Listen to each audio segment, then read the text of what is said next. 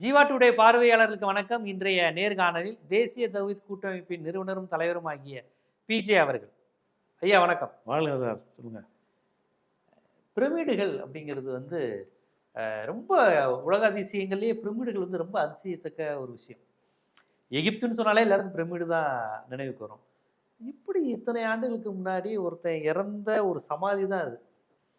ஒரு இவ்வளோ அழகாக அதை ஒரு இது பண்ணி கட்டி வச்சிருக்கிறான். ஃபஸ்ட்டு அந்த இன்ஜினியரிங் நாலேஜ் நம்மளை வியக்க வைக்குது இல்லையா? நம்ம அந்த காலத்தில் அவருடைய இன்ஜினியரிங் நாலேஜ் தான் ஆர்கிடெக்ட் இப்படியே இவ்வளோ தூரம் பண்ணியிருக்கிறான்.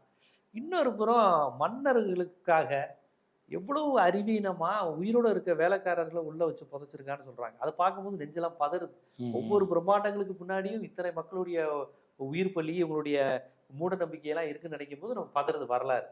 ஏன்னா உயிரோட மன்னர்கள்னா அவங்க சேவை செய்கிறதுக்கு வேலைக்காரங்களையும் வைப்பாங்களாம். ஏன்னா ராஜாவுக்கு அவர் இருமல்னா மருந்து கொடுக்க கொள்ள வேணும்னு வச்சிருக்கிறாங்க. இந்த காலகட்டத்தை எப்படி நம்ம புரிஞ்சுக்கிறது, எப்படி இருந்தது, அப்போ இருந்த மத நம்பிக்கைகள் கடவுள் நம்பிக்கைகள்லாம் என்ன, அந்த அந்த காலகட்டத்தை விளக்குங்க. அப்போ எகிப்து எப்படி இருந்தது, இந்த பிரமிடு உருவான வரலாறு என்ன? அதாவது இந்த பிரமிடை பொறுத்த வரைக்கும் எங்கள் இஸ்லாமிய பார்வையில் எடுத்துக்கிட்டோன்னா அது இஸ்லாத்துக்கு சம்மந்தம் இல்லாத விஷயம். ஏன்னு கேட்டால் 4500 வருஷத்துக்கு முந்தினது. அப்போ இஸ்லாம் இல்லை, இஸ்லாம் கிடையாது. ஆமாம், 4500 ஆண்டுகளுக்கு முன்னாடி தான். அப்போ யூதம் இருந்ததா? யூதமும் கிடையாது, யூதமும் வரல, யூத மதமும் கிடையாது, இஸ்லாமும் கிடையாது, ஏதோ ஒரு கிறிஸ்தவமும் கிடையாது. அப்போ எந்த மதங்களும் இந்த பிரமிட்டில் போய் சொந்தம் கொண்டாட முடியாது. அவங்களுக்கு எதிர்ப்பாகவோ ஆதரவாகவோ அதில் ஒரு கருத்து அவங்களுக்கு இல்லை. பிரமிடுன்ற ஒரு இருக்குது, அவ்வளோதான். அந்த பிரமிடுடைய நம்ம கவனிக்கிற விஷயம் என்னன்னு கேட்டால், அதை பற்றி சொல்லக்கூடிய விஷயங்களில் முக்கால்வாசி வந்து கதையாக இருக்குது, ஆதாரம் கிடையாது. அந்த பிரமிடை பற்றி கட்டுறதுக்கு இப்படி பயன்படுத்துகிறாங்க அப்படி படுத்துட்டாங்கன்னு சொல்கிறாங்கல்ல, அந்த வேலைக்காரன்லாம் போச்சு நீங்கள் சொல்கிறீங்கல்ல, இந்த விஷயங்கள் எல்லாமே வந்து சும்மா அனுமானமாக சொல்லக்கூடிய விஷயம் தானே தவிர 4500 ஆதாரம் இல்லை, ஆதாரம் கிடையாது. நான் ஆதாரமாக உள்ளதை மட்டும் நம்ம பார்க்கலாம். சரி, அதாவது பிரமிட்டில் உள்ள ஆதாரத்தில் வச்சு பார்த்தோம்னு சொன்னால் அதில் ஆச்சரியப்படக்கூடிய விஷயம், உண்மையில் உலக அதிசயம்னு ஒன்றை சொல்வதாக இருந்தால் பிரமிடை மட்டும்தான் சொல்லணும். இந்த உலகத்தில் உள்ள எந்த ஒரு பொருளையும் அதிசயம்னு சொல்வதாக இருந்தால் அது பிரமிடுக்கு மட்டும் அந்த தகுதி இருக்குது. அது எது அதிசயம்னு சொல்லுவோம்னு கேட்டால், எதை இயலாதுன்னு உங்கள் அறிவு சொல்லுதோ அது அதிசயம். ஒரு விஷயம் நடந்திருக்குது, சாத்தியமே இல்லைன்னு சொல்கிறீங்க, எப்படின்னு அது ரீசன் உங்களுக்கு சொல்ல முடியலை, அப்படிப்பட்டதை தான் நம்ம அதிசயம்னு சொல்லுவோம். இந்த காரணத்தினால இது நடந்துச்சுன்னா அதிசயம் கிடையாது. தாஜ்மஹால் அதிசயம்பாங்க. அந்த காசு இருந்தால் இதை 100 தாஜ்மஹால் கட்டலாம். இந்த தாஜ்மஹால் அதிசயம்ங்கிறாங்களே, அதே அளவு பொருளாதாரத்தை செலவு பண்ணணும்னு சொன்னால் இந்த தாஜ்மஹாலோட 10 மடங்கு கட்டலாம். நீங்கள் வந்து இந்திய அரசாங்கத்துடைய கஜானாவே செலவழித்தாலும் பிரமிட் மாதிரி கட்ட முடியாது. அதுதான் இதோட சிறப்பு. அதில் உள்ள அதிசயம் எப்படிலாம் அதிசயமாக இருக்குன்ற பட் பார்த்தீங்கன்னா, முதல்ல வந்து அந்த பிரமிடு எப்படி இருக்குன்னா சாய்மா அப்படி தான் கட்டப்பட்டிருக்கு. 55 டிகிரி சாய்மானம். அதாவது இப்படி தரையிலிருந்து இப்படி 55 டிகிரி, 4 பக்கத்துலையும் சாய்வு இருக்குல்ல, 55 டிகிரி சாய்மானத்தில் ஒன்றை கட்ட முடியாது. 50 இப்படி கட்டிக்கிட்டு போனோம் நீங்கள். அது சாஞ்சிருக்கோ? சாஞ்சு பிரமிட்டு சைப்பு அப்படி தானே இருக்குது. இப்போ 4 ஜாயிண்டாக இருக்கிறதுனால இப்படி தெரியுது உங்களுக்கு. பிரமிடு எப்படி இருக்கும்னு கேட்டால் இப்போ இப்படி தான் இருக்கும். இதே மாதிரி அந்த பக்கம் கை வச்சுக்கிறங்க. சரி, இப்படி தான் இருக்கும் பிரமிடு டைப் எப்படி இருக்கும்னு கேட்டால் இப்படி தான் இருக்கும். இது 2 ஜாயிண்டாக இருக்கும். இது வந்து 55 டிகிரி சாஞ்சிருக்கு. இதே மாதிரி இந்த பக்கம் 4 பக்கம் 4 சுவரையுமே நேர நிமித்தாமல் இப்படி சாட்சியே கட்டுறான். இந்த சுவத்தையும் இப்படி சாட்சியே கட்டுறான், இந்த சுவத்தையும் சாட்சியே கட்டுறான். இப்படி வந்து அதனுடைய சாய்மானம் வந்து 55 டிகிரி சாய்வாக இருக்குது. 55 டிகிரி சாய்மானத்தில் கட்டவே முடியாது, விழுந்துடும். சாய்மானத்துக்கு சரிஞ்சிடும். 55 டிகிரியுடைய சாய்மானத்தில் கட்டிக்கிட்டு வந்தீங்கன்னு சொன்னால் அது எந்த ஒரு தொழில்நுட்பத்தை கொண்டும் என்ன செய்ய முடியாது, கட்ட முடியாது. அந்த காலத்தில் இந்த மாதிரி காங்கிரீட்டு கம்பிகள் ஒன்றும் இல்லாத ஒரு காலத்தில், எதுலேயும் முடிச்சு நிப்பாட்டி வைக்க முடியாத ஒரு காலத்தில், சிமெண்ட் போன்ற ஒரு இழுத்து பிடிக்கக்கூடிய அந்த ஒரு பசை மாதிரி ஒரு பொருள்கள் இல்லாத ஒரு காலத்தில் 55 டிகிரி சாய்மானத்தில் கொண்டே கட்டுறதுங்கிறது அது இன்னைக்கு வரைக்கும் யாரும் சொல்ல முடியாது. அவ்வளோ பெரிய இன்ஜினியரிங் நாலேஜ் கொண்ட ஒரு மேக்ஸில் நாலேஜ் கொண்ட யாரோ ஒரு கூட்டம் இல்லை, இன்ஜினியரிங் நாலேஜ் இருந்தாலும் அது சாத்தியம் இல்லைங்கிறான். இன்ஜினியரிங் நாலேஜ் இருந்தாலும் சாத்தியமே இல்லை. அது ஒரு டைப் ஆச்சா. சரி, அடுத்து என்னென்னு கேட்டால், அந்த பிரமிடுடைய வந்து பெரிய அந்த காசா பிரமிடு தான் பெரிய பிரமிடுமாங்க, நிறைய இருக்குது. பெரிய பிரமிடை எடுத்துக்கிடுவோம். அந்த பெரிய பிரமிட்டில் வந்து 23 லட்சம் கற்கள் பயன்படுத்தியிருக்கிறான். மொத்தத்துக்கு அந்த பிரமிடு மொத்தத்துக்கு 4 பக்கமும் அந்த எழுப்பி இருக்கிறான. அதுக்கு வந்து பயன்படுத்தின கற்களுடைய எண்ணிக்கை வந்து 23 லட்சம் கற்கள். 23 லட்சம் கற்கள்னா எப்படிப்பட்ட கல்லுன்னு சொன்னால், ஒவ்வொரு கல்லும் வந்து சும்மா செங்கல் மாதிரி கல் இல்லை. ஒவ்வொரு கல்லும் 2 டன்னு 3 டன்னு அந்த மாதிரி பெரிய பெரிய கற்கள். கற்கள் வந்து பெரும் பெரும் இடையிலான கற்கள். அப்போ 23 லட்சம், அதாவது எந்த அளவுக்குன்னு சொல்கிறாங்கன்னு கேட்டால் 2.5 டன்னு 15 டன்னு 50 டன் 3 வகையாக இருக்குது அந்த கல். சில கற்கள் 2.5 டன்னு, சில கற்கள் வந்து 15 டன்னு, சில கற்கள் 50 டன். 50 டன்னு கல்லை எப்படி மேலே கொண்டு போவான்? 50 டன்னுங்க. அந்த காலத்தில் எந்த தொழில்நுட்பமும் இல்லாத ஒரு காலத்தில் 4500 ஆண்டுகளுக்கு முன்னாடி 4500 ஆண்டுகளுக்கு முன்னாடி அது ஏதேனும் குதிரை வண்டி அது இந்த மாதிரி இப்போ நம்ம தஞ்சை பெரிய கோயிலையும் அதை தான் சொல்கிறாங்க. இந்த இதை வந்து எப்படி அவ்வளோ தூரம் மேலே வச்சாங்க ஆச்சரியமாக தான் சொல்கிறாங்க. அதாவது தஞ்சை பெரிய கோயில் எடுத்துக்கிட்டிங்கன்னா அதனுடைய உயரம் வந்து 66 மீட்டர் தான் தஞ்சை பெரிய கோயிலுடையது. இந்த பிரமிடுடைய உயரம் வந்து 138. ஏப்பா. தஞ்சை பெரிய கோயில் 66 மீட்ரு. இந்த பெரிய கிசா பிரமிடுன்னு சொல்கிறோம்ல, அதான் உள்ளதில் பெரிய பிரமிடு. அந்த பிரமிடு வந்து 138 மீட்ரு, அதாவது 455 அடி.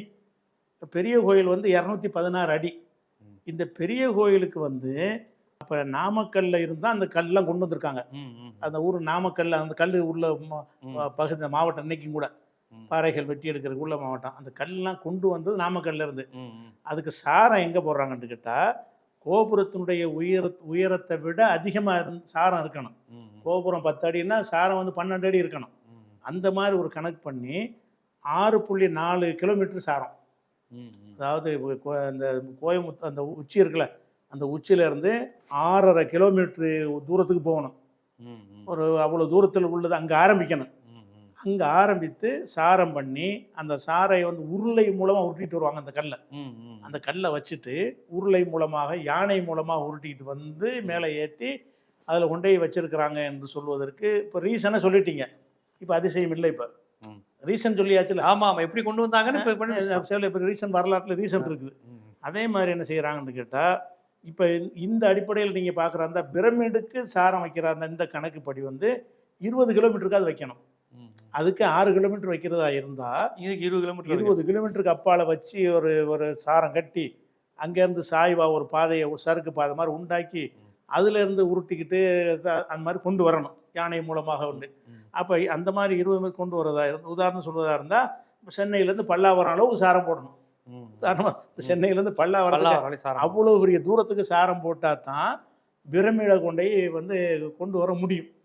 ஆனால் அப்படி எந்த விதமான சாரமும் போடப்படவே இல்லை, போடப்படுகிறது. அதை விட முக்கியமான என்னன்னு கேட்டால், இப்போ தஞ்சையிலேருந்து ஒரு 60 கிலோமீட்டரு தொலைவில் கல் இருக்குது. இன்னைக்கு வேணாலும் அந்த கல் எடுக்கலாம். நாமக்கல்லில் போய் பெரிய பெரிய பாறைகளை வெட்டி கொண்டு வரலாம். இப்போ பிரமிட்டுக்கு கல்றாருந்தா கல் எங்கே இருந்தான் அதை சுற்றி கல் காட்டணும்ல. இவ்வளோ பெரிய கல், அதான் 2.5 டன்னு 15 டன்னு 50 டன்னு 3 வகை. சில கற்கள் 50 டன் இருக்குது. அப்போ இவ்வளோ பெரிய பாறைகளை கொண்டு வருவதாக இருந்தால் அந்த எகிப்தை சுற்றி எகிப்துக்கு பக்கத்தில் ஒரு 50-60 கிலோமீட்டர்லையாவது ஒரு பெரிய மலைகள் இருக்கணும். அதை வெட்டி எடுத்துகிட்டு வந்தான்னு சொல்வதற்கு அந்த பாறை இருப்பதாக வரலாற்றில் கிடைக்கணும். ஆனால் அப்படி ஒன்றுமே இல்லை, அந்த மாதிரி எதுவுமே கிடையாது. அது மாத்திரம் இல்லாமல் இப்போ பைசா நகரன்ற ஒன்று இருக்குல்ல, அதில் ஒரு சாய்ந்த கோபுரம், அது உலக அதிசயம். அந்த கோபுரம் நேராக நிற்காம சாஞ்சி இருக்குது. சாஞ்சி நிற்க முடியாது.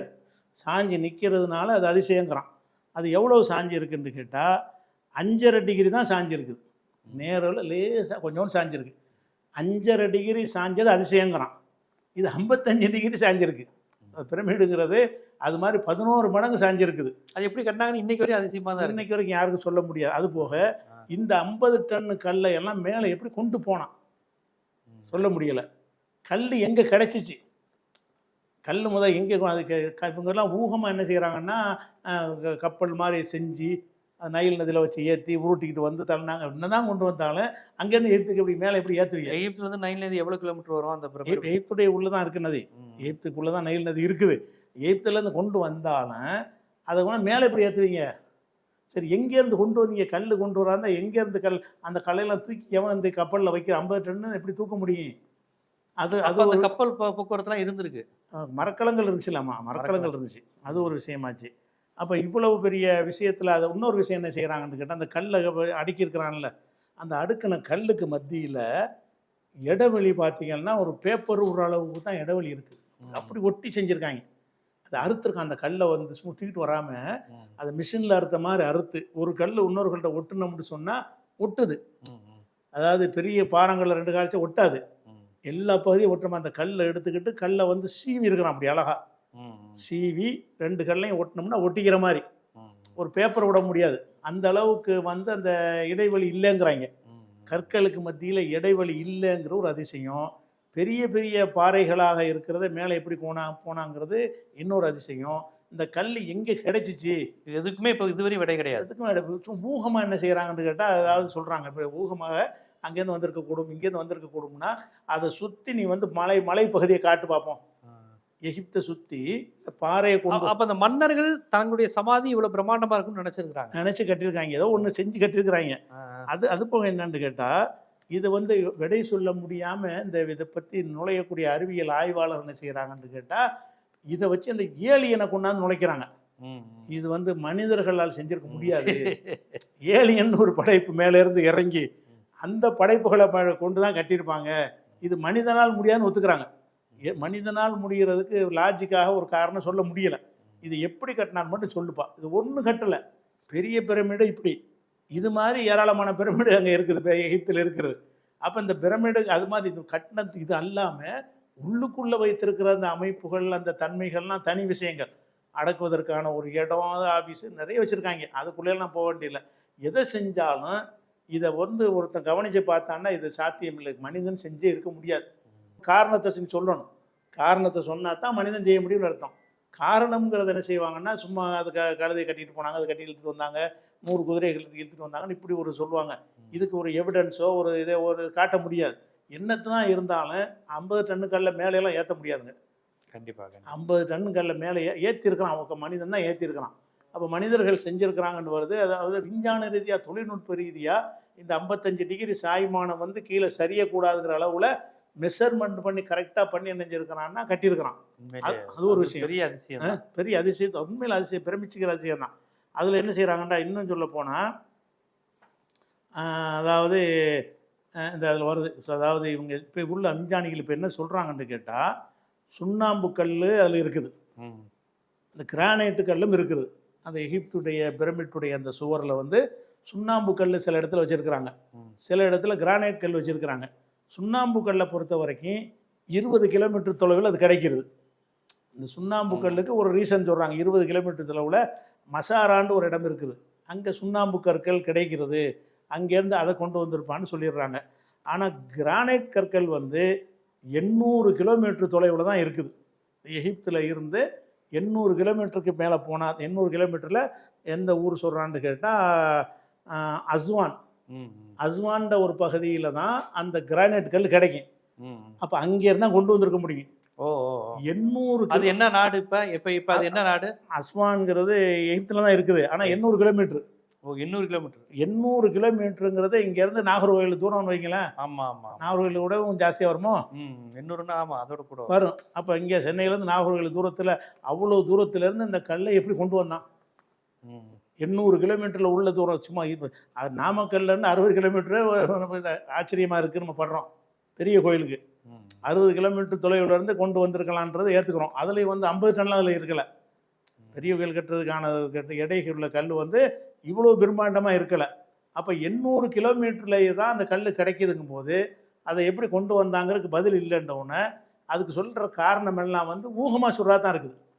என்ன சொல்கிறாங்க, இன்று வரை இதுக்கு விடை கிடைக்கல. ஊகமாக யானையை கட்டி இழுத்துருப்பார்கள், அப்படி பண்ணியிருப்பார்கள், ஒரு பலகையை போட்டு அதில் கடலில் கப்பலில் ஏற்றி இப்படி செஞ்சிருப்பார்கள், பிடிக்கிறாங்களே தவிர எப்படி இப்போ 800 கிலோமீட்டர்லேருந்து இவ்வளோ பிரம்மாண்டமான 500 டன் இடையெல்லாம் தூக்குறாங்க. எத்தனை பேர் தூக்கி அதை வைக்கணும்? அந்த இதில் அவர் கப்பலை தாங்குற அளவுக்கு ஒரு மன்னரே அவ்வளோ செல்வாக்கும் படைபலத்தோடு இருந்திருக்கா. அப்படி ஒன்று இருக்குது. அது போக என்னென்னு கேட்டால், இதை விட என்னென்னு கேட்டால், இது 55 டிகிரி சாய்வாக கட்டுறான்ல இந்த விஞ்ஞானிகள்கிட்ட. இப்போ இன்ஜினியர்கிட்ட இப்போ கேட்டிங்கன்னா 55 டிகிரி சாய்மானமாக இருந்து சரியாமல் இருக்கணுமா இருந்தால் அதனுடைய அஸ்திவாரம் வந்து 650 அடிக்கு போடணும். கொஞ்சம் அஸ்திவாரம் பிடிங்கி சாஞ்சிடும். பேஸ்மெண்ட் 650 அடி தோண்டணுங்க. அங்கேருந்து ஆரம்பிக்கணும். அப்போ வந்து சாஞ்சிச்சுன்னா சரி பிடிச்சிக்கிறோம். இந்த 650 அடி இந்த மண் என்ன செய்ய அந்த செவத்தை தாங்கி பிடிச்சிருமா, அதனுடைய பேலன்ஸில் கீழே விழுவாமல் இருக்கும். அப்போ 55 டிகிரி சாய்வாக கட்டுவதாக இருந்தால் 650 கிலோமீட்டருக்கு என்ன செய்யணும், அடி 650 அடிக்கு அஸ்திவாரம் போடணும்னா 4 பக்கமும் அஸ்திவாரத்தை வந்து 650 அடி போட்டு 650லேருந்து கிராஸாக கட்டிக்கிட்டே சேர்த்துக்கிட்டே வரணும். அது மண்ணுக்குள்ளே போயிடும். அது போயிட்டு கொஞ்சம் தான் மேலே நிற்கும். 650ல் 600 உள்ளே நிற்கும், 50 தான் மேலே நிற்கும். அப்போ தாங்கி பிடிச்சிரும். அந்த சாய்மானத்தை வந்து அந்த 600 அடி உள்ளே இருக்கிற காரணத்தினால அது கீழே விழாமல் பிடிச்சிரும்ங்கிறான். அப்போ அவ்வளோ பெரிய 600 அடிக்கு எப்படி அஸ்திவாரம் தோன்றுனா, இதில் ஆச்சரியப்படுறமே. அதில் உள்ள கல்லெலாம் எங்கே, அதுக்கெல்லாம் எங்கே போவான், அது எங்கேருந்து கொண்டு வந்தான்? இப்போ இது மாதிரி வந்து இன்னொரு 12 மடங்கு உள்ளே போடப்பட்டிருக்கு. மேலே இருக்கிற அளவுக்கு இன்னொரு 12 மடங்கு கீழே இருக்குது. அப்போ இதில் நம்ம ஆச்சரியப்பட்டு நிற்கிறோம்னு சொன்னால் அவ்வளவு கீழே வச்சா தானே இது சாயாமல் நிற்கி, சாய்வாக இருந்து கீழே விழுவாமல் இருக்குத அப்படின்னு சொல்லி வியப்படைகிறாங்க. அப்போ இதுக்கு பதிலே கிடையாது. 800 கிலோமீட்டரில் தேடி பார்க்குறாங்க. ஆனால் அந்த இடத்துல பாறை இருக்குது, அங்கே தான் கொண்டு வந்து பாங்குறாங்க. எல்லாம் ஊகம்தான். அந்த இடத்துல பாறை இருக்கிற நெசந்தான். அதை கொண்டு வந்தாங்கிறதுக்கு வந்து ஆதாரங்கள் கொண்டு வர முடியாது. கொண்டு வர முடிஞ்சதை சொன்னாலும் பரவாயில்லை. 1 டன்னு 2 15 டன்னு 50 டன் 3 வகை 50 டன்னு கல்லையெல்லாம் கொண்டு வந்தாங்கிறதும் நம்ப முடியலை. கொண்டு வந்து எங்கன்னு நிப்பாட்டி மரம் ஏற்றினா மேலே கொண்டு வர்றதுக்கு பதில் சொல்லி ஆகணும். அதை எப்படி மேலே ஏற்றுறது, அதுக்கு பதில் சொல்லி ஆகணும். இப்போ நம்ம அதிசயம்னா உலகத்தில் உலக அதிசயத்துக்கான வரையறையில இருந்து நீங்க தொடங்குனீங்க. ஆமாம். அதிசயம்னா ஒரு புதிர் இருக்கணும். எப்படி அது பண்ண அப்படின்னு இப்படி அழகா சொன்னீங்க. தாஜ்மஹாலையோ இதே மாதிரி செலவு பண்ணா பண்ணிடலாம். இது செலவு மட்டும் இல்ல, மனித உழைப்பு, செலவு, அவனுடைய யோசனை. இப்படி பண்ணதுக்கு என்ன நாலேஜ் அவன் யோசிச்சிருக்கான் அப்படிங்கிற அந்த விஷயத்துக்கு 4500 வருடங்களா 4500 ஆண்டுகளா இன்னைக்கு வரைக்கும் விடை தெரியாம இருக்கு. அதிசயங்களில் அதிசயமே மட்டும்தான் அதிசயம். இது மட்டும் தான் அதிசயம். மற்ற எல்லாத்தையும் எப்படி செஞ்சாங்கிற ஃபார்முலா தெரிஞ்சிருச்சு. இவனுக்கு மட்டும் தான் தெரியாம இருக்கு.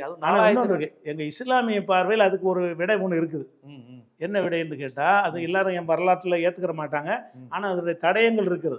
இஸ்லாம் என்ன சொல்லுதுன்னு கேட்டா, ஒரு காலத்தில் வந்து ஒரு மனித படைப்பு பிரம்மாண்டமா இருந்தாங்க.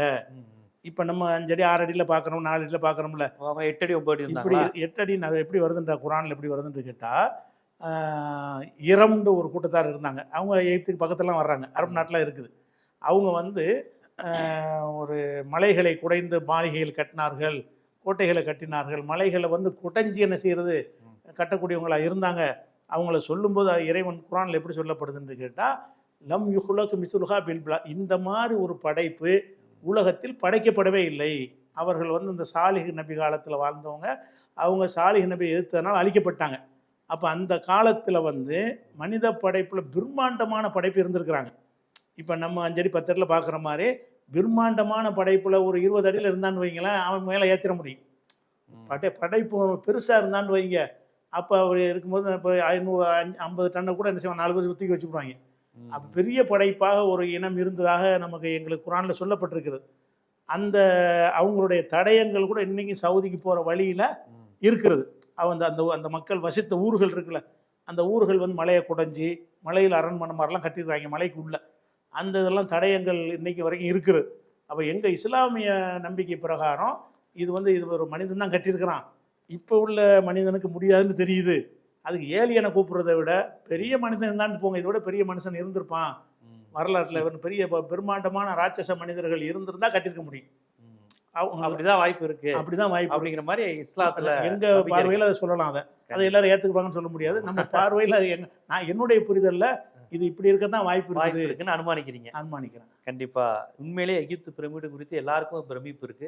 அந்த பிரமிப்பினுடைய அளவை கூட்டும் பண்ணும் உங்களுடைய நேர்காணல் அமைஞ்சிருக்கு. ஏன்னா எல்லாத்தையும் அணுவா அளந்து நீங்க சொல்லியிருக்கீங்க. பார்ப்போம், இது கண்டிப்பா எகிப்து பிரமிடு குறித்து பலருக்கும் பல்வேறு சுவாரஸ்யமான புதிய தகவல்களை தெரிஞ்சுக்க வாய்ப்பா இருந்துக்கும் நினைக்கிறேன். நன்றி.